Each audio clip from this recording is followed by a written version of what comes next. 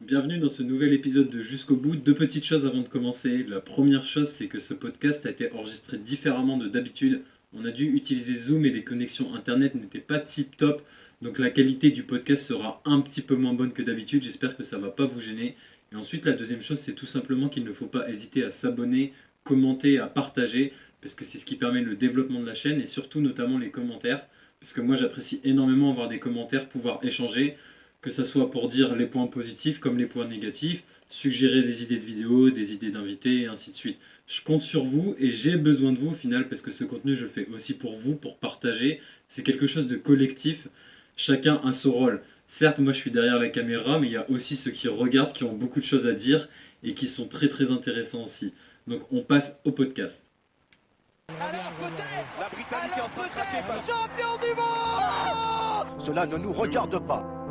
Bonjour et bienvenue à tous dans ce troisième épisode de Jusqu'au bout. Je suis heureux de vous retrouver aujourd'hui et j'ai la chance d'être avec Roger que je vais laisser se présenter. Alors juste avant de le laisser se présenter, je vais vous rappeler que n'hésitez pas à vous abonner parce que c'est justement en vous abonnant que ça permet d'avoir des invités de qualité comme aujourd'hui Roger. Donc Roger, je vais te laisser te présenter. Oui, bonjour. Donc, je m'appelle Roger Kunix, j'ai 46 ans.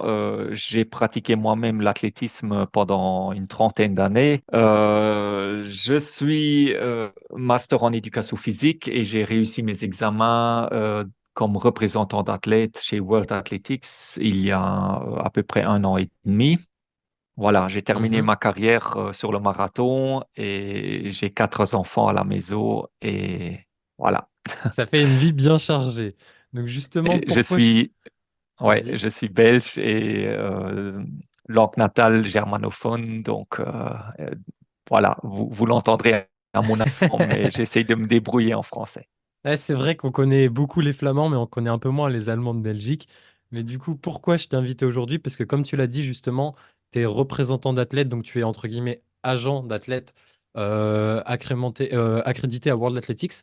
Donc est-ce que tu peux un petit peu nous expliquer ton métier, le temps de travail par semaine et qu'est-ce que tu fais, qu'est-ce que tu apportes à un athlète en fait concrètement en tant qu'agent d'athlète?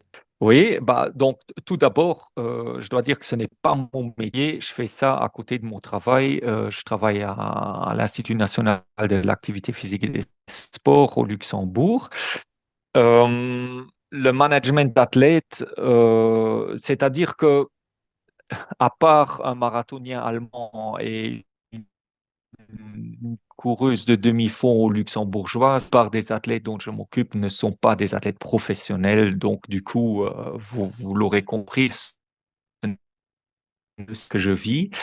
Mon activité, c'est surtout de faire rentrer les athlètes dans les beaux meetings, hein, les Mhm. courses en stade, sur route et cross. Ils ont des labels et suivant les labels, on peut avoir des points dans les World Rankings qui dépendent de la performance, mais d'un autre côté, du bonus qu'on reçoit via la place qu'on a dans les meetings à label. Plus le label est Ok. haut, plus les bonus sont Mhm. hauts. Et donc, il est important que les bons athlètes rentrent. Et ça, c'est un peu mon devoir de manager, donc de trouver les bonnes courses, Ok. Et du coup, justement, d'engager les athlètes. comment est-ce que tu trouves un peu les courses? Admettons que tu es, une athlète féminine qui te dise moi je vaux 4,07, 4,08, je veux courir 4,05 et je sais qu'il y a des bons meetings. Comment est-ce que tu les trouves? Est-ce que c'est toi qui cherches parmi le calendrier? Est-ce qu'il y a aussi les meetings parfois qui viennent vers toi? Comment ça se passe un petit peu? Parce que ça, on ne sait pas trop comment ça se passe finalement en tant qu'athlète amateur. Parce que nous, on va juste regarder quel meeting il y a dans le coin et on va y aller en espérant qu'il y ait une poule à notre niveau, tu vois. Ouais, ouais, ouais. Bien sûr, il y a d'abord un échange entre l'athlète ou son entraîneur, c'est l'entraîneur parce que c'est lui qui connaît, qui définit les pics de forme. Et Mhm. moi, pour qu'on se penche sur le calendrier, on identifie les meetings à label et puis on regarde évidemment qui est réaliste. Je veux dire, Oui. tu cites l'exemple d'une fille qui vaut 4,08 sur 1500 mètres, c'est déjà du beau niveau, mais ça ne Ouais. passe pas pour la Diamond League. Donc, ça Mm. sert à rien qu'on demande là. Mais les bronze label, les silver label, et avec un peu de chance à 4,5, 4,6, on peut déjà envisager un gold label, sont possibles. Et alors, à moi de payer les organisateurs et de mener des négociations. Il y a des athlètes qui peuvent se permettre de courir sur d'autres continents parce qu'ils ont des aides financières du comité olympique ou de leur fédération. Il Ouais, y en a d'autres qui, s'ils n'ont pas des frais de voyage et l'hôtel offert par l'organisateur, bah, ils doivent payer de leur poche et là, ça devient ok. compliqué. Ouais, j'imagine bien, j'imagine bien. Et franchement, c'est intéressant parce que ça, c'est ce qu'on imagine pas forcément. Et dans tes athlètes, dans ta proportion d'athlètes, est-ce que tu en as beaucoup qui sont aidés par leur comité national? Parce que c'est vrai que par exemple en France, on a pas mal de discussions sur ça et il y a beaucoup d'athlètes qui sont pas forcément aidés, tu vois. On a tendance à dire qu'il y a des problèmes. Et est-ce que toi, tu trouves que par exemple en Belgique ou les autres athlètes que tu peux avoir, allemands, etc., est-ce qu'ils sont globalement aidés ou tu trouves que ça pourrait être perfectible? Ce qui est dommage, les athlètes qui sont aidés, ils ont déjà atteint un haut niveau. Mhm, ouais. C'est-à-dire que, par exemple, j'ai un athlète allemand qui est qualifié pour le marathon olympique cet été à Paris Mhm. avec 2h06. Bon, bah, lui, il a un sponsor et il est athlète cadre. Il a des subsides de sa fédération. Idée y arriver, bah, c'est un peu la débrouille. Donc, quand on a beaucoup de potentiel, beaucoup de talent, euh, euh, on n'a pas encore cette aide. Ouais. Ok. Ok, ok, je comprends mieux. Et effectivement, oui, 2h06, j'imagine bien que c'est un peu plus simple à avoir des sponsors et ainsi de suite. Mais ouais, c'est aussi, c'est vrai, c'est un peu ce qu'on dit en France, c'est que souvent, faut déjà avoir atteint le haut niveau pour avoir les aides. Donc je vais rebondir sur une autre question. C'est comment est-ce que tu as démarré finalement en tant qu'agent d'athlète, en tant que représentant d'athlète? Parce que tu as dit toi-même, tu as une longue carrière athlétique et tu as d'ailleurs réalisé des belles performances. Mais pourquoi tu as démarré en tant qu'agent? Euh, oui, avec les années, un grand réseau de contacts s'est construit, évidemment. Mhm. Oui. Je connais beaucoup d'organisateurs personnellement.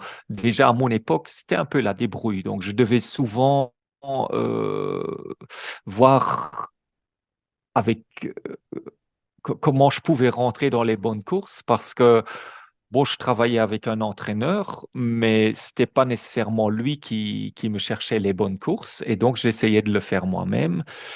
En même temps, quand je suis parti au Kenya pour m'entraîner, il y a eu une grande demande de la part d'athlètes kenyans.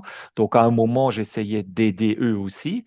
Mais entre-temps, j'ai arrêté avec des athlètes kenyans, éthiopiens. Je me focalise sur des coureurs, essentiellement des coureurs de demi-fond européens et quelques marathoniens aussi. Ouais. Au niveau des formations, ça s'est passé comment au niveau de World Athletics?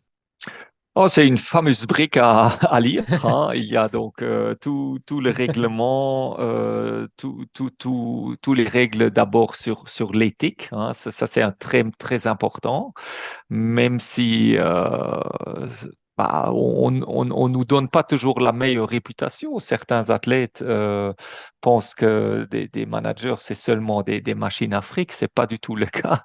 On essaye d'abord d'aider les athlètes, même si on a droit à une commission.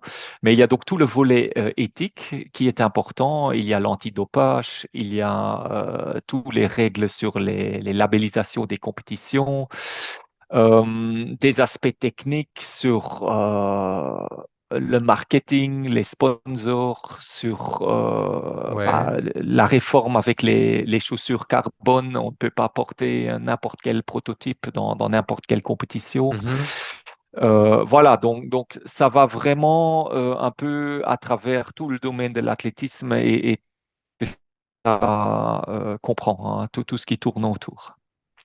Ok, ok, c'est assez Les, con- intéressant. les- ouais. Ouais. Et niveau examen, t'as passé ça où? Enfin, c'est durée de la formation, etc. C'est long, c'est... Bah, on se procure la matière soi-même Ok, via des dossiers qu'on trouve en majorité sur le site de World Athletics. d'accord. Et ensuite, il y a, bon, à l'époque, l'examen était organisé tous les 2 ans, Mhm. souvent dans une grande ville sur chaque continent. Ok. Voilà, moi j'ai eu la chance de pouvoir le faire pas loin de chez moi et alors soit dans le pays, on le fait via la fédération du pays dans lequel Ok. on réside, soit via la fédération du pays dont on représente l'athlète. Ok, ouais. D'accord, d'accord. Oui. Soit via la fédération ta nationalité, parce que l'endroit de résidence ne doit pas être nécessairement le même que la nationalité. Donc, on a D'accord, trois ouais. choix. Ok, Mais ok. ça doit obligatoirement passer via une fédération.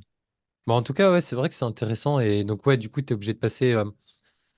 Comment dire? Du coup, est-ce que quand tu as validé ta certification World Athletics, du coup, tu es habilité à exercer en Belgique? Parce qu'en France, par exemple, il me semble que si je dis pas de bêtises, il y a des différences et tu peux être habilité à exercer en France pour des athlètes français, mais pas par World Athletics. Et l'inverse aussi, il y a les agents World Athletics ne sont pas forcément habilités à intervenir avec des athlètes français, si je dis pas de bêtises. En Belgique, comment ça se passe? Ça dépend un peu aussi du niveau de l'athlète. Il y a des athlètes qui sont dans le haut du ranking. On parle là des 30 meilleurs mondiaux dans une Mhm. discipline. À ce moment-là, la fédération doit en être informée. Et depuis cette année, World Athletics a introduit aussi une somme à payer, hein. Le management, ça coûte quelque chose. On doit se procurer cette licence une fois l'examen réussi. On doit payer une certaine somme à World Athletics. Ok, Avant, ça devait se payer aux fédérations nationaux. Certaines fédérations étaient, allez, gratuites, si je puis dire, et d'autres demandaient une somme forfaitaire qu'on devait payer à la fédération pour pouvoir travailler avec leurs athlètes. d'accord, ok, ok. Ouais, je situe mieux. C'est plus clair comme ça. Bon, du coup, ça fait déjà quelques années que tu es agent, quelques décennies que tu es coureur. Ça, c'est quelque chose qui m'impressionne toujours de me dire, tu vois, t'as une vraie, t'as un vrai passif et t'as une vraie histoire et je pense que t'as vécu énormément de choses. Et en tant qu'agent, c'est quoi ton plus beau souvenir? Est-ce que tu as eu une fois un athlète qui a fait une performance qui était inattendue ou quelque chose du genre? Est-ce que tu as un souvenir particulier en tant qu'agent? Oh, il y en a plusieurs. Oui, oui, bien J'imagine sûr. bien. Je veux dire, quand l'athlète réussit une belle perf, on est heureux parce que je sais le travail qui est derrière tout ça. Euh, le fait d'engager un athlète dans une grosse perf, c'est évidemment aussi un peu du stress pour le manager parce qu'on a envie que l'athlète réussisse bien Ouais. et ça peut avoir un impact sur les relations qu'on a avec les organisateurs. Mais je me souviens, il y a une dizaine d'années, à l'époque, j'avais une fois engagé un athlète dans un grand marathon et il avait remporté le marathon avec un nouveau record du parcours. Donc Oh. ça c'était évidemment, c'était génial. Sinon, en janvier, le minima olympique de l'Allemand Samuel Fitui au marathon de Dubaï, 2h06, c'était évidemment un grand moment de joie, mais Ouais, tu il m'étonnes. y a des plus petits meetings, genre cet hiver, une athlète italienne dont je m'occupe, elle a remporté le 3000 mètres au meeting indoor de Mondeville, qui a le Silver Label. Tout ça, c'est des courses que je suis alors souvent devant le live stream et Ouais. bien sûr, je vis la course avec Ah, les tu athlètes m'étonnes. et je suis donc pas seulement un manager, mais un grand fan aussi. Tu m'étonnes que ça doit être vraiment prenant. Tu dois te dire, allez, allez, allez, quand tu la vois passer et tout. Ça doit être quelque chose. Ça doit Ouais, être ouais, quelque ouais. chose. Et Bah, c'est ça qui fait plaisir en fait. Donc, ouais, revenir à cette course de Mondeville dans le dernier tour, elle a dû se défendre contre l'attaque d'une Kenyane. Elle a battu au sprint. Et évidemment, je veux dire, quand l'athlète lève les bras à l'arrivée, bah, moi, je les lève devant mon ordinateur. Et oui, tu m'étonnes. c'est ça qui est excitant, quoi. Ah, c'est vrai que l'athlétisme, on ressent vraiment les émotions, tu vois, ça se vit. Et justement, comme je l'ai dit, tu as énormément de passifs et tu as vécu énormément de choses. Est-ce que tu trouves que l'athlétisme a évolué ces dernières années et comment, si tu trouves qu'il a évolué, comment tu trouves qu'il a évolué l'athlétisme? Oui, la technologie des chaussures, c'est évidemment une grande révolution. On l'a vu d'abord sur la route. Maintenant, bah, il y a aussi des carbones dans les spikes et tous les statistiques nous le prouvent. Les chronos explosent, les records du monde ont été battus et je crois que c'est vraiment une évolution technologique, Mhm. mais aussi la professionnalisation des athlètes. On récupère mieux, on récupère plus vite, on s'entraîne avec des tentes qui imitent l'altitude. Ouais, ouais, ouais. On a progressé sur la prévention des blessures. Oui, ouais, ouais. Il y a beaucoup, beaucoup de changements ces dernières années. Ouais, effectivement. Est-ce que tu trouves que c'est positif ou est-ce que tu trouves que c'est un peu discutable? Parce que moi, par exemple, c'est vrai que les carbones, bon, je les utilise pour mes courses principales, mais je les utilise pas pour la plupart de mes petites courses et de mes courses de préparation. Et j'ai tendance à penser que c'est un peu dommage parce que ça donne un peu un aspect, par exemple, cyclisme à l'athlétisme, où celui qui va avoir les meilleures chaussures va avoir un avantage supérieur. Parce que, par exemple, on en a déjà parlé. Il me semble que tu me disais qu'il y avait que deux athlètes qui avaient des chaussures en carbone à Rio, et notamment Kipchoge, quoi. Et ça a donné un avantage concurrentiel énorme, tu vois. Est-ce que tu penses pas que ça déforme un petit peu l'athlétisme? Oui, actuellement, on est arrivé au stade où tout le monde peut se les procurer, mais bien sûr, je veux dire, si on a un tel sponsor et pas un autre, et un tel sponsor, il a une innovation technologique qui vous donne un avantage, bah, c'est clair qu'à ce moment-là, on compare des pommes et des poires et on ne se mesure pas avec les mêmes armes. Ce qui est dommage, c'est pour les jeunes talents. Aujourd'hui, un jeune talent, il a tendance à, s- à se focaliser sur des chaussures carbone Hum, à la place hum, de faire l'école d'athlétisme, d'avoir une bonne impulsion du pied, une technique de course correcte et de faire d'abord les basics, hein, et non pas aller chercher le dernier modèle chaussures carbone au magasin. Donc, ça, c'est dommage. Mais je dirais, on ne parle pas de dopage technologique tant que tout le monde a le droit de se les procurer.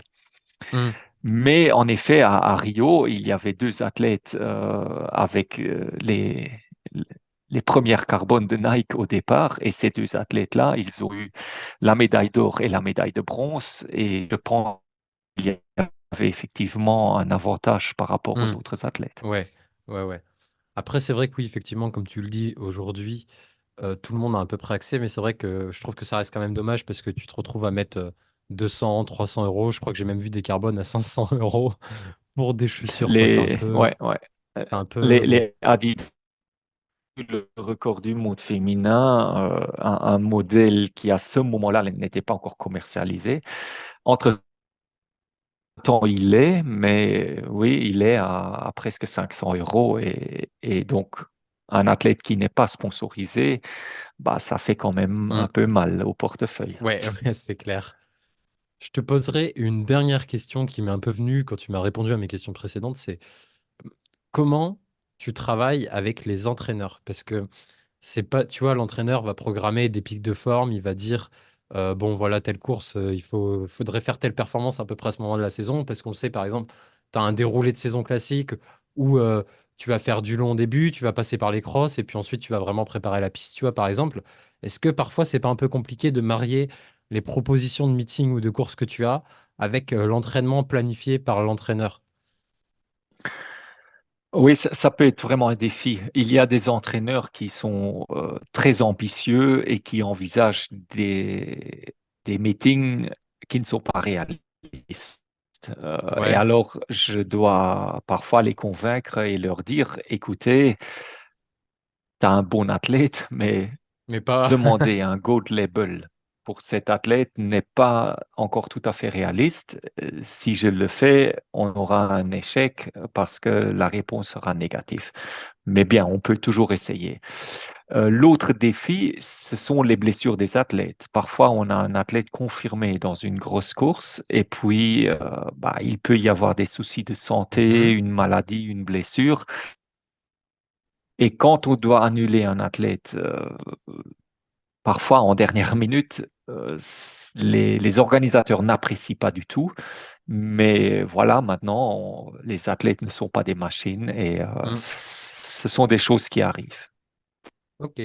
Bah écoute, moi je pense avoir fait le tour des questions que j'avais. Est-ce que tu as peut-être quelque chose à ajouter ou quoi? Ouais, moi, la première question, tu pas facilement à chiffrer parce qu'il y a des moments comme quand on se trouve juste avant la saison où c'est un peu plus, et il y Mm. a des moments où rien ne se passe parce que voilà, le- on est Ouais, hors saison oui, je vois ce que tu veux et dire, tout ouais. le monde respire et on fait un peu le bilan et parfois il faut quand même préparer des factures si les athlètes ont gagné des primes et tout. Mais sinon, voilà, ça c'est un peu difficile à chiffrer et de toute façon, donc comme j'ai dit, ce n'est pas mon temps plein, hein, c'est pas Mm. mon travail. Ok. Peut-être Bah, un jour ça le sera, mais actuellement, pas encore. bah, je te le souhaite. Je te le souhaite. Non. Bon, en tout cas, on a fait à peu près le tour des questions. Je te remercie d'avoir donné un peu de ton temps pour Ouais, répondre à toutes ces questions et pour un peu faire connaître ce métier. Ouais, bah ouais, voilà, écoute, très content de t'avoir au reçu. plaisir. Donc, bon, bah, tchuss, à la prochaine.